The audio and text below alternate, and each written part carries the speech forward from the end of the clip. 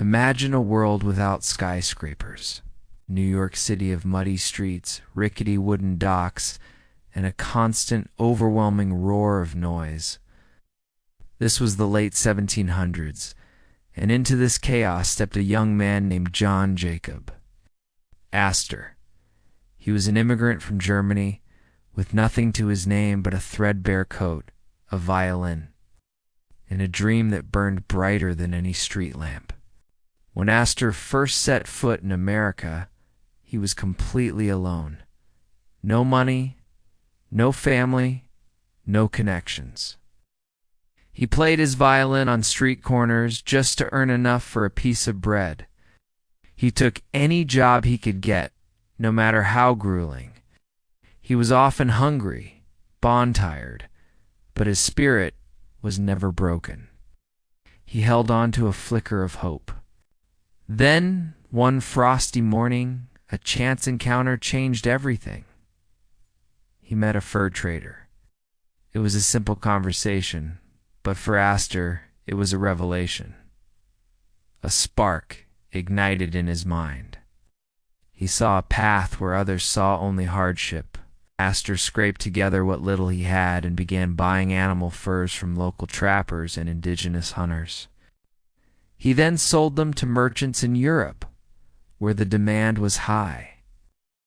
It started small, just a handful of pelts at a time, but Astor's vision was anything but small. He saw an empire in those rough, unprocessed skins. He became a man possessed by his work. 16-hour days were the norm. He slept on a cot inside his tiny shop, surrounded by the smell of leather and ambition. Every single coin he earned was saved and reinvested. While his competitors saw dirty, smelly animal hides, Astor saw opportunity. Famously declared, "Fur is America's gold," and he was determined to mine it. With this unwavering belief, he meticulously built a trading network that stretched from the docks of New York all the way to Montreal and across the Atlantic to London. Before he even turned 30, John Jacob Astor had become one of the most powerful fur traders in the young United States. He had achieved what many would consider a lifetime success. But Astor was different. He was a visionary. He understood that the world was in constant motion. Fashions change, markets shift. He knew the lucrative fur trade wouldn't last forever. So while he was at the very peak of his industry, he began to look for the next big thing. He looked toward something that almost everyone else dismissed as worthless: land. Astor began buying up vast tracts of land in Manhattan. Now you have to picture what Manhattan was like back then. It wasn't the concrete jungle we know today. It was mostly farms, muddy fields, and open pastures far from the city center. People thought he was crazy. His peers openly laughed at him.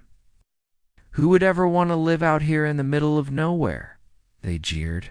Astor would just smile calmly and reply, "Someday they'll beg to rent it from me." He had a vision, and he trusted it completely, even when he was the only one who could see it.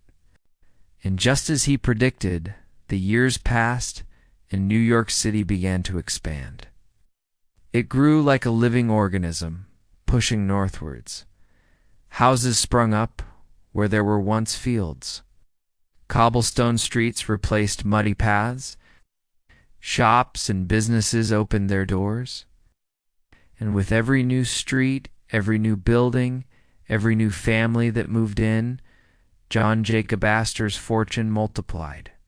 He bought block after block of land, strategically acquiring the island piece by piece. He wasn't just a businessman anymore. He was becoming a symbol of unimaginable wealth and power. By the year 1830, the impossible had happened. John Jacob Astor, the poor German immigrant who arrived with only a violin, officially became the first millionaire in American history. In an era when that sum was almost mythical, he had achieved it through sheer grit and foresight.